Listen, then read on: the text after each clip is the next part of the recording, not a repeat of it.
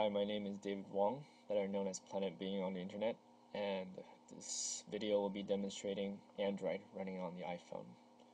This is an iPhone 2G, and we demonstrated the Linux kernel running on this device over a year ago, and unfortunately I got distracted with the iPhone 3GS jailbreak, and there was some months where I had a hiatus when I wasn't working on the iPhone at all.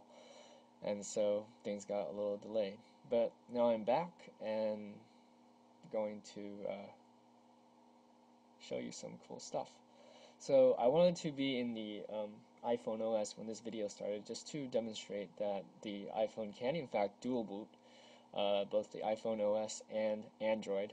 So even if you install Android on your phone, your iPhone can still be used normally. So first we're going to shut down the iPhone. Anyway, as you can see from the reflection, I'm using a very primitive tripod and an iPhone 3GS to record my video. Not exactly made of money, so apologize for the quality of the video. Okay, so this is the OpenIBoot bootloader that you guys were shown in the previous video. Since my photoshopping skills aren't really up to scratch, there's no Android button on this bootloader. However, I've hacked it so that if you hold down the home button on the OpenIBoot console icon, it'll be a signal to boot Android. So right now it's initializing the NAND and loading the kernel and the init RAM disk from the NAND, which is the Linux kernel, of course. And now we're inside the Linux kernel. Familiar Tux logo there. Basically, my RAM disk mounts some loopback partitions on the data partition on the NAND, and then instructs Android to use that before passing control over to Android. So now Android has control, and we should see the frame buffer initialize and the Android logo come up pretty soon. So sorry for the long video, but I wanted to show you guys the whole boot process.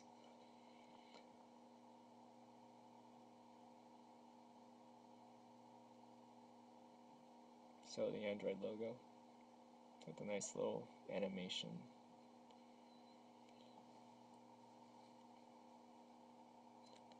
And sorry this took so long.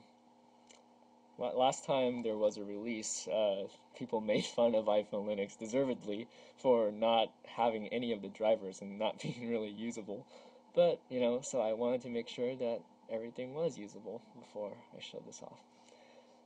So Android's booted. I have a Rogers prepaid SIM in here, so there it is, Android. Of course, it's not really production quality yet. I'd say it's alpha quality, but pretty much everything works. First, we'll associate to the Wi-Fi.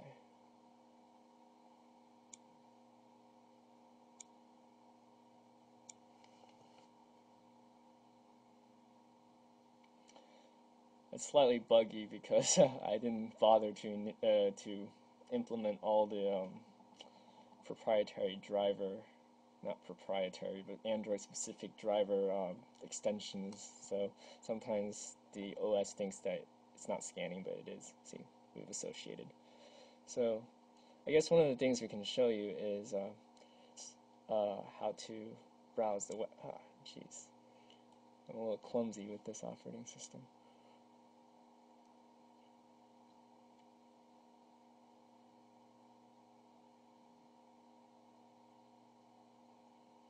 There's a little bit of a button shortage on the iPhone, so I've repurposed the volume button as the call and home buttons.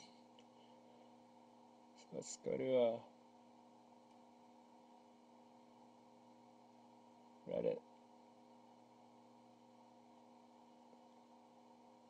Maybe I should have gone to dig. There'd be fewer letters.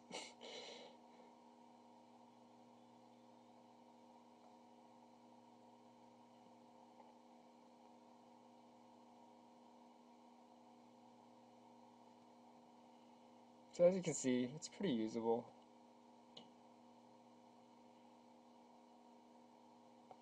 I like this feature of Android.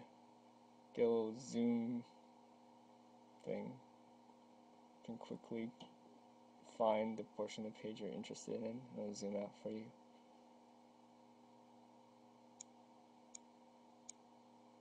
So yeah, there's the browser.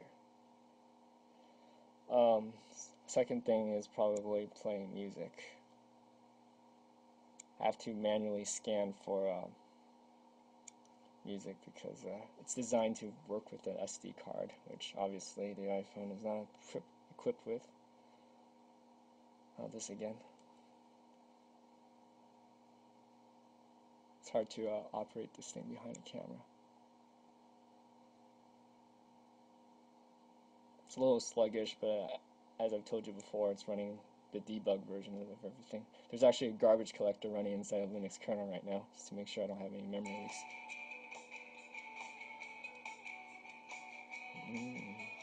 There you go. So, playing music. Last thing I want to show you is making a call with it.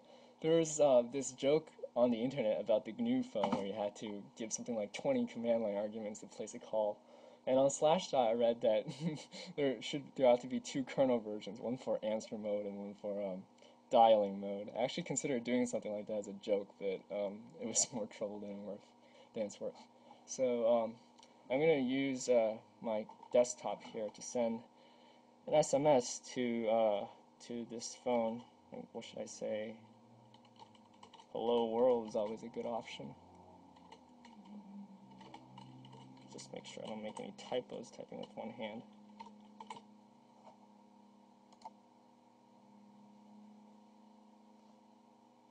So Skype says it's sending. Hopefully I will receive the message in a second. And there it is.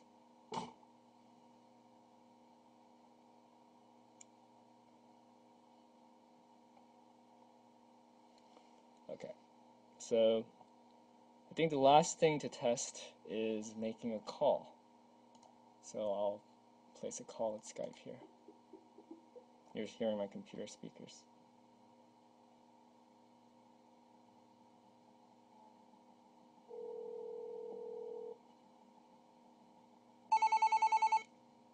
There we go. Click the answer button. Alright, so you can hear me in the speakers. Hello? Hello? There you go. So I just put it next to my, sorry, there's the GM7 noise. So I'm gonna try to hang up. And that's pretty much it. So check out our blog at linuxoniphone.blogspot.com. If you can throw in a couple of bucks for donations, I'd really appreciate it. If you could throw in a couple of lines of code to help with this project, I'd appreciate that even more. There's plenty of ways people can contribute. That's pretty much it. Thanks, guys.